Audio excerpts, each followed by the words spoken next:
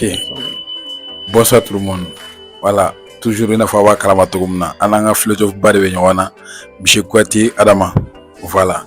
Comme on Kalamatogumna, on peut voir vidéo nous que awala nyina ka abonner, ka liker, ka partager à la chaîne Bella Jelena, que ce soit YouTube, TikTok, Facebook. Voilà. Avec à recherche que Focon Service à la sona avec bien en vidéo nous. Maintenant, un bitem te doreka, un bitem be stoïcisme de cas. Monsieur Kouati Adama. Moi, il faut être stoïque. Hein? Voilà, il faut être stoïque. C'est quoi même le stoïcisme? Voilà. Ou être stoïque. Qu'est-ce que ça signifie? Maintenant, un vidéo bodeka. Être stoïque, ça veut dire quoi? Ok, alhamdulillah, Djarani. La question c'est quoi d'être stoïque? Oui.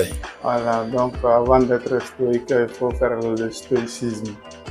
Donc, le stoïcisme aussi, on le retrouve dans les courants philosophiques. Oui. Voilà, c'est une pensée philosophique. Et c'est des philosophes qui ont eu à développer ce courant-là, comme il y a d'autres courants philosophiques.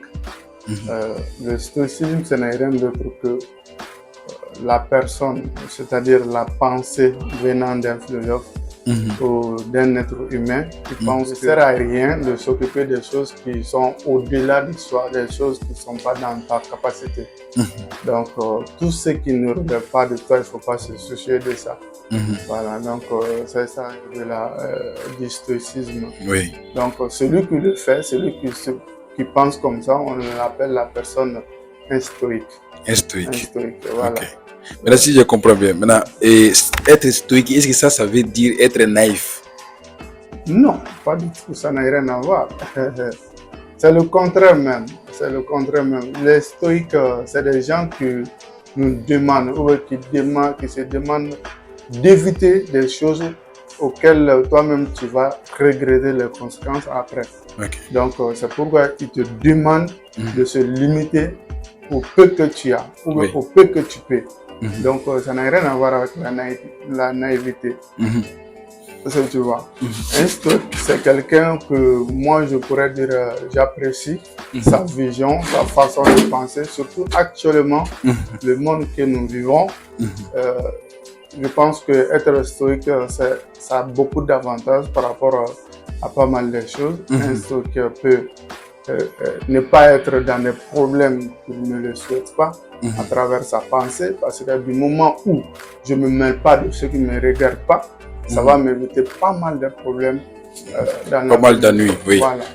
Donc, ce qui fait qu'un stoïque ne peut pas considérer comme un idiot, un naïf, parce que tout simplement, le stoïcisme nous demande de réfléchir par soi-même et de voir les choses à notre portée. Voilà, tout ce qui n'est pas à notre portée ne relève pas de nous. De la mesure où ça ne relève pas de nous, on ne doit pas se tuer pour cette chose-là. Donc, ce qui fait que généralement, il y a ma santé, ça m'appartient. Je peux décider de ma santé. Je cherche à me comporter. Il y a des règles qui disent que quand tu fais ça, tu vas rester en bonne santé. Il y a des règles qui disent que quand tu ne fais pas ça, tu vas tomber malade. Donc, c'est à moi de contrôler ça. Du moment la mort, c'est-à-dire, pour globaliser, la mort, ça ne relève pas de mon sort. Non. Je ne peux pas décider de quand, où et comment je vais mourir, donc je ne vais pas m'occuper de ça. C'est ça la pensée stoïque.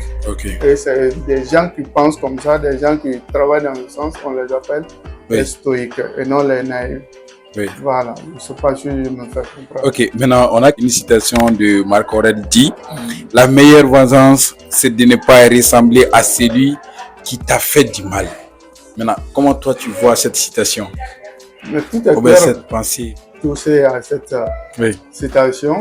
Il y a le père, je dirais le père qui vivait avec des chiens. Il mangeait dans l'assiette des chiens sans se dire quoi que ce soit. Voilà, parce qu'il ne voyait pas une différence entre un homme et un animal. C'est comme il se conforme, si je comprends bien, de la nature, quoi. Voilà, tout ce qu'il voit, tout ce qu'il arrive, il prend les choses comme ils viennent.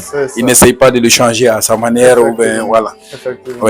Donc, pour revenir à ta citation, c'est très clair en ce sens que lorsque on te fait du mal. C'est pas à toi de revenir avec plus de force pour faire plus mal à la personne. Oui. Ça va nous amener dans ce qu'on appelle la jungle.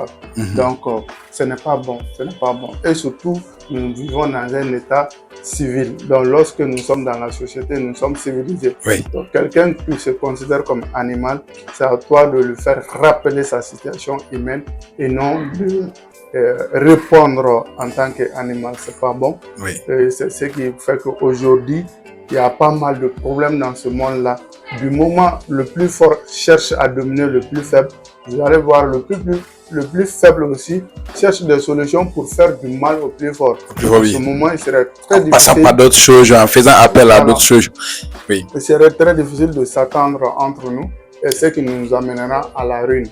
Et nul ne prévoit ça et nul ne voudrait ça. Okay. Donc c'est pourquoi cette citation dit tout ce que nous voudrons pour avoir la paix, la quiétude, pour se développer, parce que c'est dans la paix et dans la quiétude qu'on peut se développer. Pour avoir la paix, aujourd'hui, il faut qu'on revienne à nos bases. Surtout quand on prend le stoïcisme, il y a ce côté-là. Moi, je vais me conformer non seulement à l'état de nature, à la nature, mais je ne veux pas aussi aller au fond de mon animalité. Donc, ce qui fait que généralement, en combinant les deux, on reste dans ce qu'on appelle dans la liberté. Oui. Et cette liberté, tout le monde sait, quand on parle de liberté, ça ne veut pas dire que faire on est libre de faire tout ce qu'on veut, voilà, non. Voilà. Comme on le dit, ma liberté s'arrête là où commencent celle des autres. Ok, pas de problème, M. Kouyaté. Merci beaucoup et à la prochaine. Merci.